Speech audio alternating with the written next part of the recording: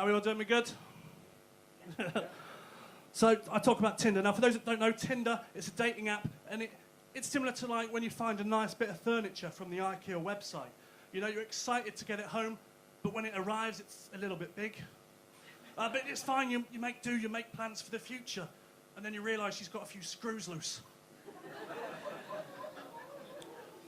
But the thing is, I had quite a strict search criteria. I set my radius at 300 miles. And the age range between 18 to 55. No, it was higher, but there was an awkward moment when I swiped on my nan. But I did have one success. I met a girl called Kerry. Now, she was very tall, much taller than me.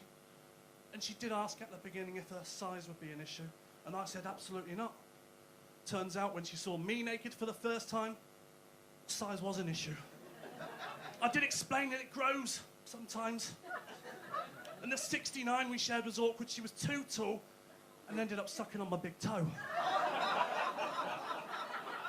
And the worst thing is, she didn't notice, and now I've got a foot fetish. Now, I want to lower the tone just for a moment. I want to talk about porn. I'm sorry, but it's because I'm doing some research, and I made an observation. I want to share it with you. See, the other day, I come across, quite literally and metaphorically, some retro and vintage porn, right? And my observation is this, and the kind of porn I'm on about is, you know, in the 60s and the 70s, you know, when everyone was a keen gardener, but they had an unkept bush. The kind of film when you'd sneak into your mum and dad's bedroom, you'd pull on a VHS tape, and you didn't know if it was their home recording or a professional film. It's these kind of professional films that I'm on about, you know, where the cameraman's also the director, and in the one hand he's got the camera, and his motion's a little bit jerky, and in the other hand, he's got something else, and his motion's a little bit jerky.